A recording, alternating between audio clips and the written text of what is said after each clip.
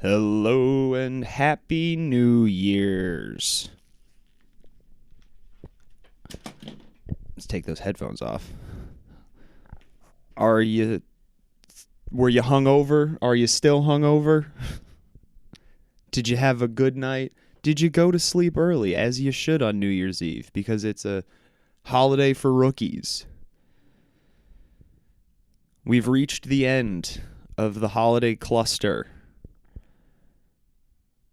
I get, if you want to include Halloween, the holiday quattro, but that one's a little further out. It's really Thanksgiving, Christmas, New Year's Eve, and we go worst, best, also worst for rankings there. New Year's Eve sucks. It's loud. There's too many stimulants around, both audio, visual, hallucinogenic, attitude changing, whatever you want to call it. Too many stimulants. A lot of stimuli floating around on New Year's Eve. That is not for me. Too much. Not a big crowded spaces, loud noises, drunk guy. Unless I'm telling jokes, then it's the best place and the only place I want to be. It's a very interesting dichotomy. Stranger Things did it. I mean, at first I was like, why would you release in 3 chunks, 2 of them on massive holidays, Christmas and New Year's, and then it was Christmas and New Year's, and I was just hanging out like, oh, I should watch those Stranger Things episodes. It's genius. For all the people that didn't want to or couldn't see their family for whatever reason. New Year's Eve, just also a bummer when you go to a party on a New York City rooftop and there's a skylight and one of the house members is fornicating with your ex-girlfriend who you're still in a weird place with right underneath that skylight for the entire party to see. That's a bummer of a New Year's Eve memory and might taint the holiday and future memories. I don't really give a shit. It's fine. But wow, did that suck in the moment for sure. It was just kind of like, everyone's looking at me and then also looking at this person get banged and then back at me, and oh boy, this is not a situation I want to be in.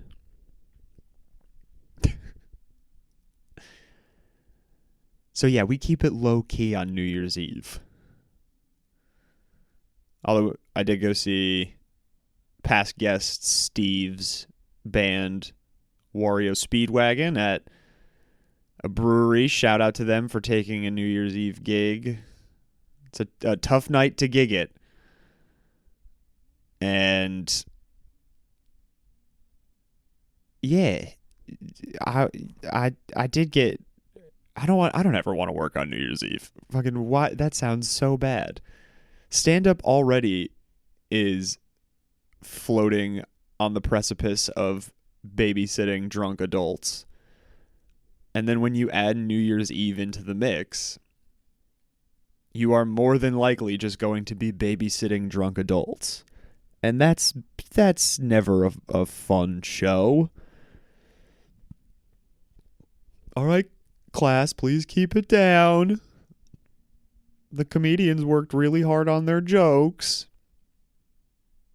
I don't want to do that on New Year's Eve. I don't want to do that ever, but especially on New Year's Eve. It's also different, though. He is in a band. You can get away with loud drunkards talking as you rip awesome drum solos and like guitar, like it's the same attitude I think that people have when they listen to this and they're like, oh, it's actually really good. It's like, oh, cool, thanks. It's like, oh no, they rip. They're very solid, not just outside of friend band, but like they're a fun cover band. They play all the songs that will make you go, oh, this is such a fun song. So yeah, follow them, check them out, go to a show if you're in the Boston area. They're a good time. He wants to come back too. I got to do that. It is nice when you get texts from people being like, hey, I want to do another episode. When are you free? And you're like, but then the other end of the spectrum is you go, whenever. And then that's the end of it. It's like, hey, we can just turn this on whenever. You find the time. But life is busy.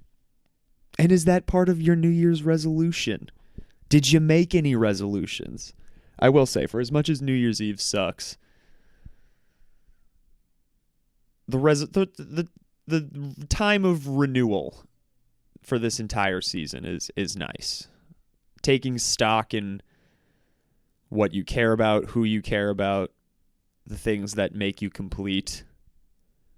Maybe thinking about some more difficult things that didn't go well this year and how can we change that going forward. That part is nice. I did, though. As, it's 2 a.m. or whatever, I got a text from an old friend who was in Boston, I guess. That was like, are you awake? No, it was even funny. It was, are you up? Parentheses in the next, a separate text, not in a weird way.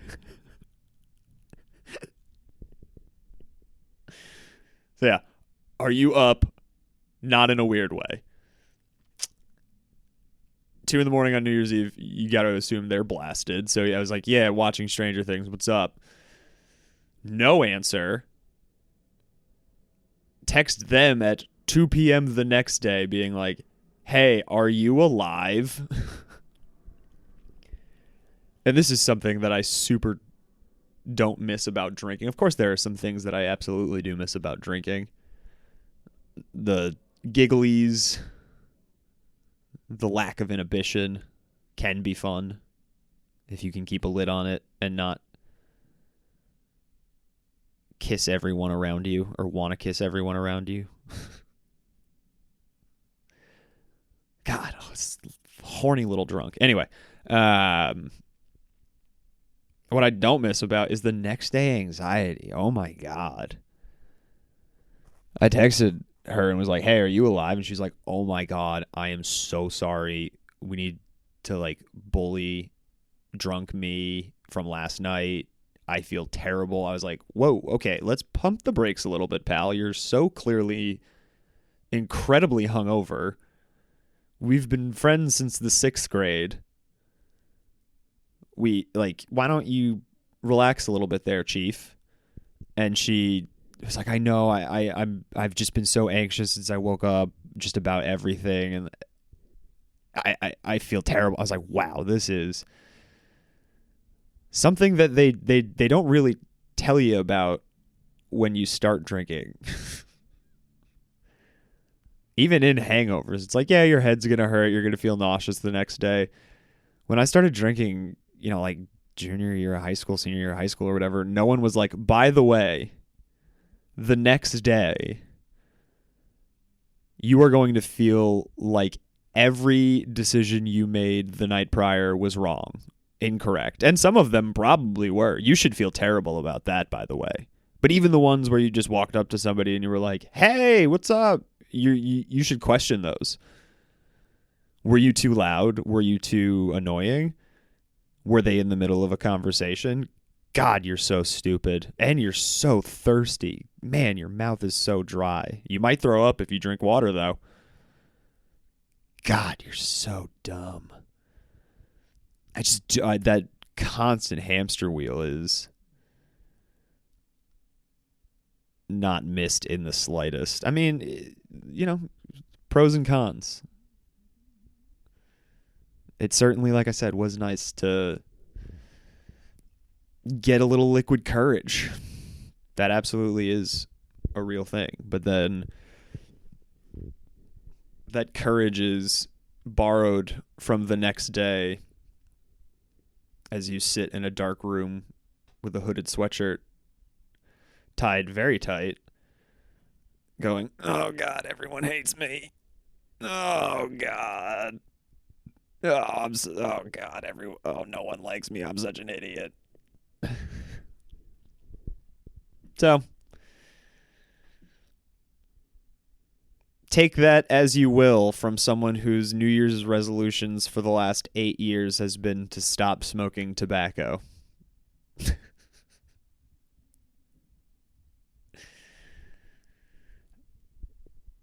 I feel like I'm seeing so many like references, and I not the Streisand effect is when you don't want something seen and then everybody sees it. The one where you're like looking for it or whatever, and you're like, oh wow, that's the one where you hear a new word, and then all of a sudden you're realizing that word is everywhere. Feels like everywhere now. I've been hearing like, you will get cancer. You will die. And I know.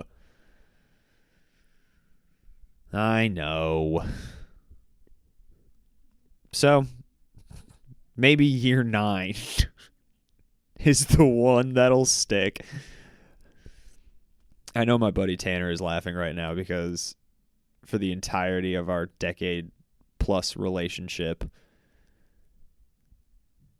from when we were living together in college, I would tell him, I'm cutting back. I would not be surprised if I get a text after this from him that says, hey, you're still cutting back?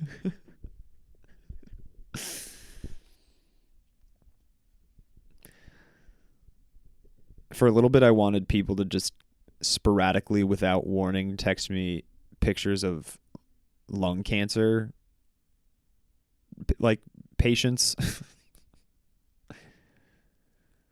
That seemed dark, though, so we got off that train pretty quick.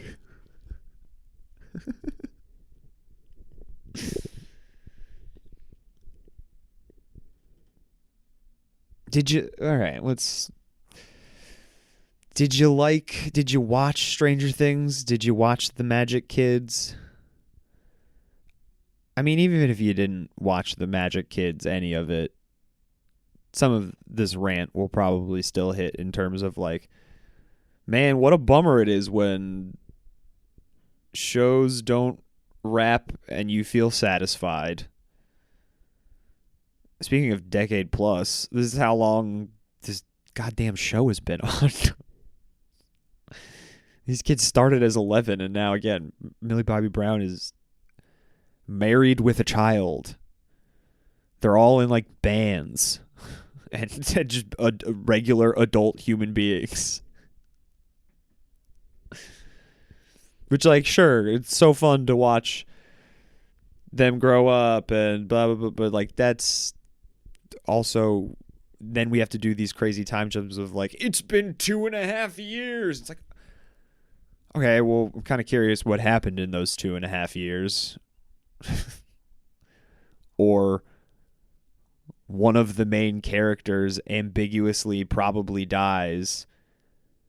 We get a sad close-in of her boyfriend, and then we just get a time jump of, like, it is now 18 months later. It's like, no, well, hold on. The military just had them at gunpoint. How the fuck did they get out of that situation?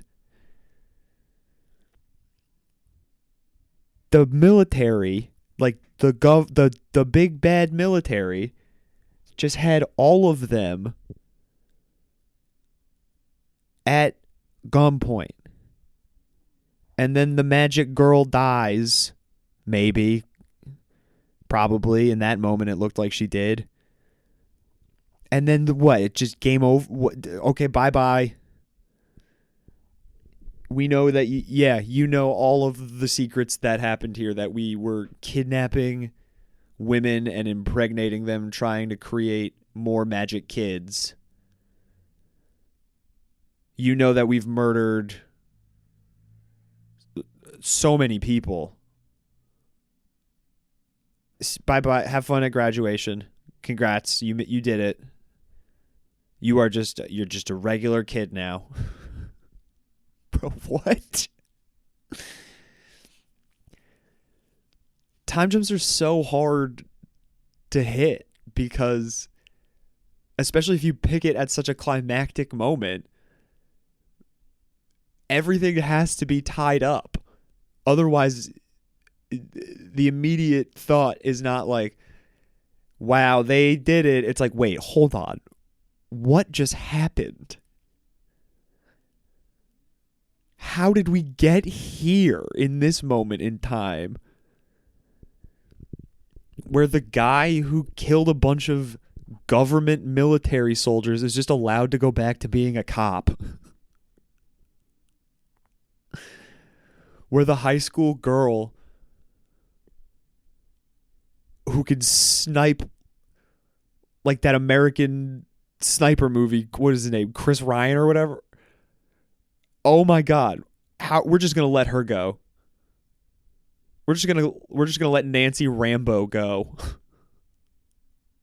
Back to high school. She's gonna be a journalist. She's got stories to write. She's got stories to take care of. Hunches to follow. Don't you think one of her stories, the second that she's like, man, today's a slow news day, why don't I just write about that crazy thing I went through? That should get some eyes to my paper. Why don't I just tell the story of the magic girl and the demons from outer space that is actually another time dimension? That'll do numbers for the Boston Herald. No. They all fucking die. Put a bullet in their brains the second magic girl disappears. Well, that's it for Hawkins, Indiana. Bam, bam, bam, bam, bam. Oh, that's the clip. Someone pass me another one or I kill you too. Bam, bam, bam, bam, bam. That's how big bad lady government person closes her story instead of just like, well, the kids defeated me with the power of friendship.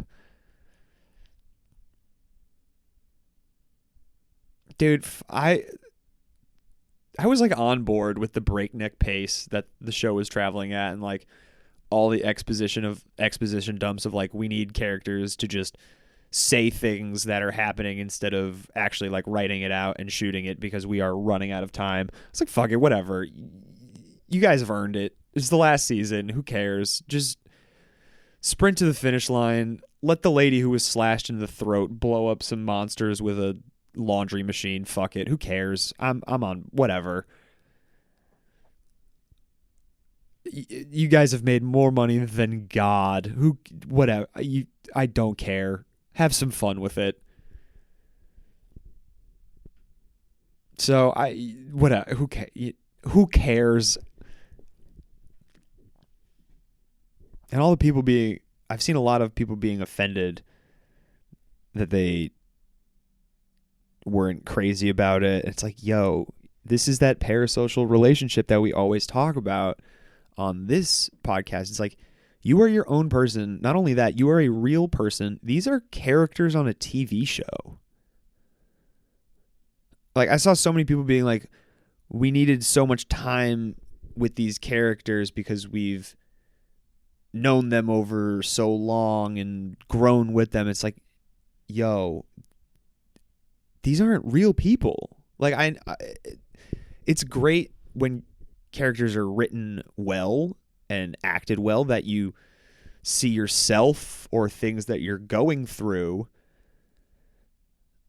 in the show, in the character, and that's why we gravitate towards media. But it's so important to remember, it's not a real fucking person.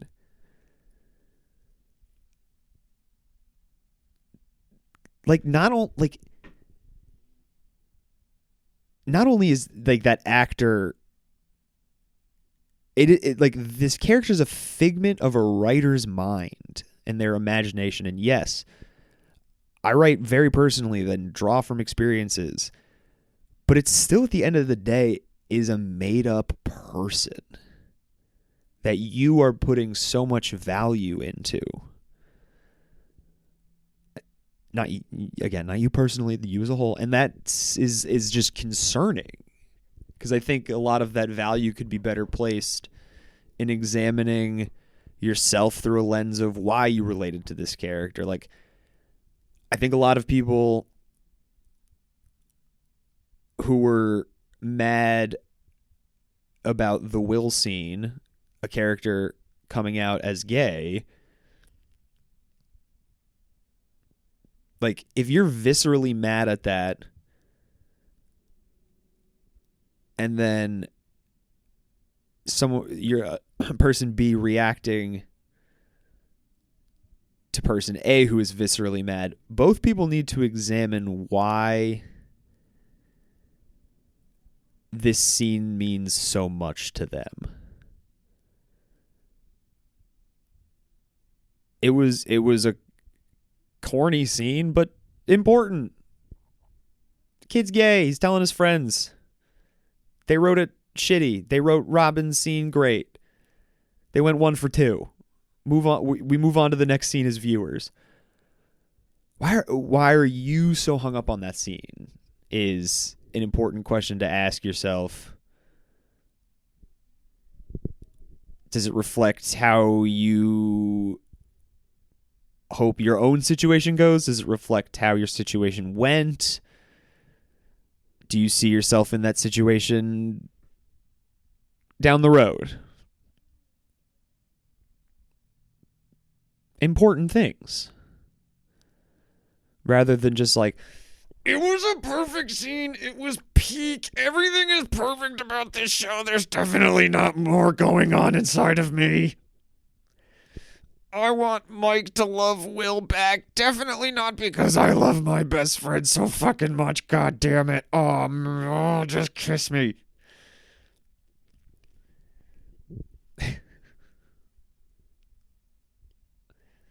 So, whether you loved it or hated it, or are mad at people who hated it, or whatever, it's a TV show. There will be more TV shows you like. There will be more TV shows you hate. These characters will fade from your memory.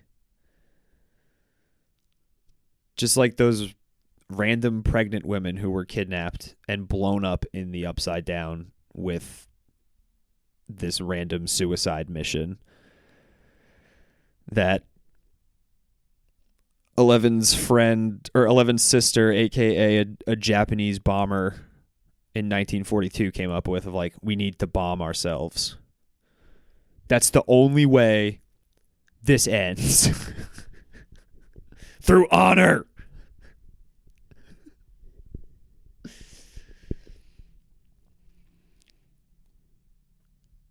I'll just so many thoughts, of course, occurring, so many jokes made while watching.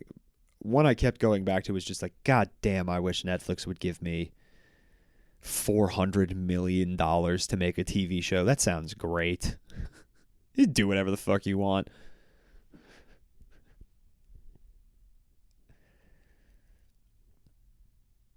Just have the girl in a moving truck. Have the high school girl in a moving truck accurately shoot trained soldiers. And then the cop, they have like a nice shooting kid moment at, fuck it. Who cares? I'm buying a third house. Do you guys want to come over to my yacht after this? And we can talk about how fucking stupid these people are for caring this much.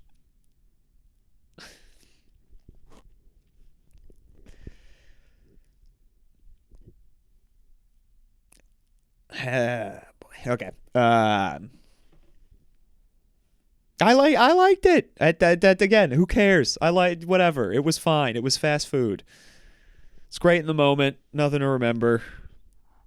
We move on. We wipe the slate clean. That was last year. Although this was last year as well, but the time of renewal is... It was nice. I went to the Museum of Fine Arts with my father and his new wife recently. It was fucking 2 days ago, Danny. It's New Year's Eve. There was an exhibit there that they wanted to see, and we're like, hey, it's in Boston, so you want to come with us? And I was like, sure. I should hang out with you guys if you're here. That's...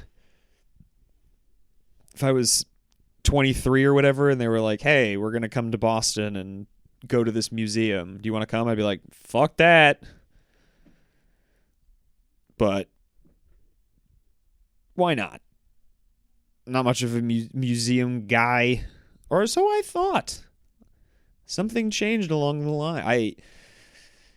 I had a lovely time. It was a Winslow Homer exhibit. He's a watercolorist. He's a watercolorist. That's definitely how you say that. From Cambridge, Massachusetts. I did not know that. I also knew nothing going into this, so I guess I could say that after everything. But like the amount I knew was, is this Winslow Homer or Homer Winslow? What are we working with here? So yeah, even things like he's from Cambridge, Massachusetts. I was like, yes, I know that place. Cambridge, yes. Art. Yeah, it was fun reading all of the little inscriptions next to the paintings that described of like the way the light hits, you can see this, and then turning to, my stepmom or whatever, being like, I don't know if you noticed this, but the way that you can see as the light hits art. So there's a lot. It was really, really wonderful to just get lost in the museum. Yes, I maybe should have eaten more food beforehand, but I did not approach hanger levels of being like, art sucks. Can I get a hot dog? Who cares about paintings? Give me the dog. They had, I thought it was, watercolors cannot be displayed often because of they're very sensitive to light, as I learned, and they have to be very well preserved. So it was very cool to see that exhibit and see some things that get pulled out of the archive. What was cool too was there's one, they had like scribbles from when he was like 13 in the collection that were not amazing. and I'm not saying that to like shit on a kid or whatever. I'm saying that more as like he was just like a regular kid doodling. It's not as if he was this 13-year-old prodigy or something that pen to paper was like, here's this incredible piece of watercolor. It's like, no, his parents were artists. His mom was a watercolorist. She like really encouraged him to paint. And what other, how many 13-year-olds the second they put a pencil down on the paper is like, yes, here's a masterpiece. It was literally like, no, it was a dude on a rocket ship. It's like a 2D basically stick figure riding a rocket. And of course the museum, like their fancy talk of like, here we see Homer's young brain working in a crude attempt at humor as a man rides a rocket ship towards outer space. It's like, dude, kids love rockets. Go to the moon. He's just a regular kid doodling. Someone might have been talking to him at that moment. He's like, yeah, fuck, I don't want to fucking listen to this. Going to the moon, baby. So you really see a progression, of course, if you have something displayed from your 13, your age 13 year of life. There's one, even we started in like the Civil War era, and it seemed as if the track I was going was like start to finish. And there's plenty of incredible paintings after Rocket Ship Man. After Rocket Man. But then, halfway through or something, as I'm wandering, I see on a little plaque that, some information that says Homer didn't start seriously painting watercolor until he was 37. That's like awesome. You hear so many,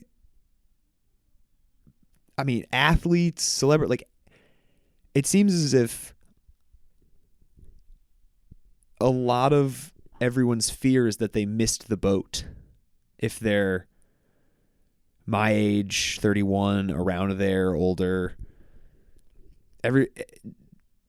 Everyone wants a couple more years of whatever it is they care about to work at their craft. Like, damn, if I had just started when I was 25, when I was 20, I'd be this. Meanwhile, there's, plenty of instances of late bloomings, and I think it's cool to see a massive installation. It took me 90 minutes to get through this installment, and at minute 45 it's like, okay, here's where he started taking it seriously.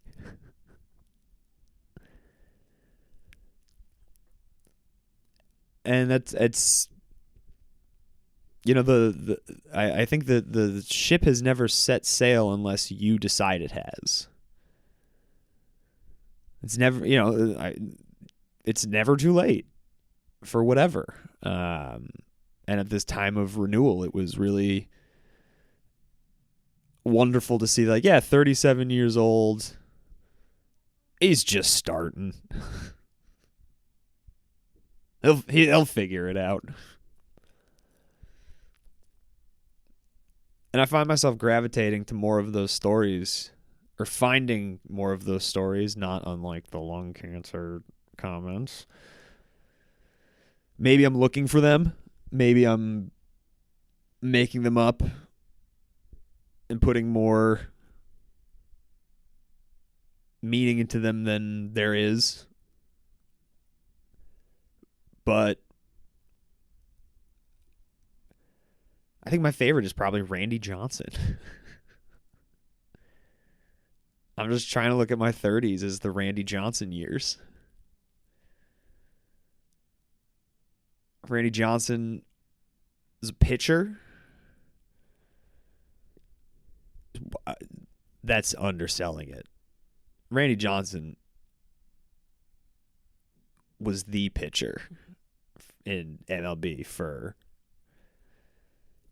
a long career. He's known as the Big Unit is this guy's nickname. He's like one of the most feared pitchers in the MLB. And he came in as a highly touted prospect, and his 20s were good, and he was impressive, but he had some things to figure out. And then if you look at his stat page, just Google Randy Johnson's stats. Go to Baseball Reference. Shout out Baseball Reference also. That is like one of my favorite websites to get lost in. It is so incredible.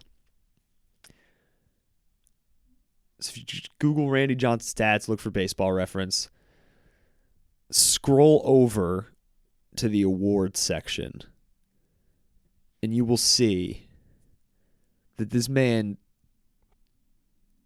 not only came alive when he was 31, he dominated. He could not be hit by anyone. This guy, I mean, you go look at his 36, 37, 38, 30. He won fucking 4 Cy Youngs in a row when he was like 35 to 39 or something. And sports are a young man's game. Father Time is undefeated in every aspect of our society, especially when it comes to athletics. Your body breaks down. It happens. And it's something that's really hard to accept. And I can only imagine it's harder to accept when you've been a supreme athlete your whole life, and that starts to happen. Meanwhile, some flowers bloom later.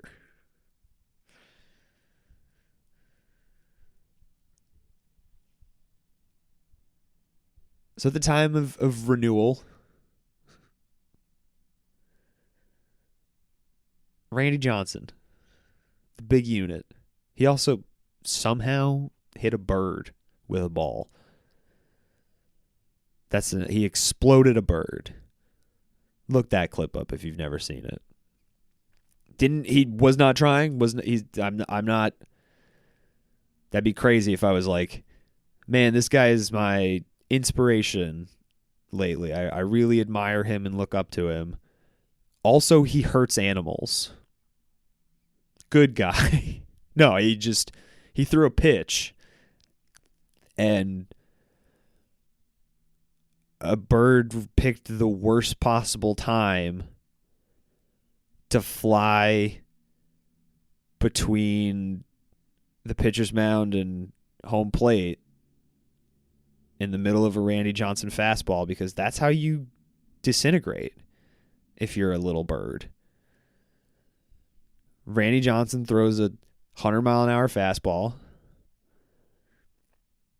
and you explode into a glorious puff of feathers that will live in infamy.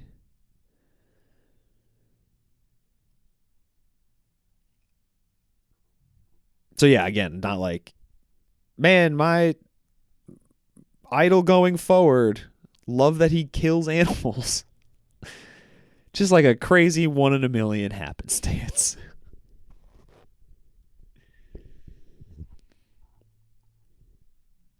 Okay. As we are about to touch 40, let's check my little notes. Oh. I guess I only missed one thing, which is not particularly important. There's a lot of sick people at the museum. That's all. Nobody knows how to cover their mouths anymore. So, maybe that's the takeaway. At the time of renewal, Winslow Homer, Randy Johnson, and cover your damn mouth.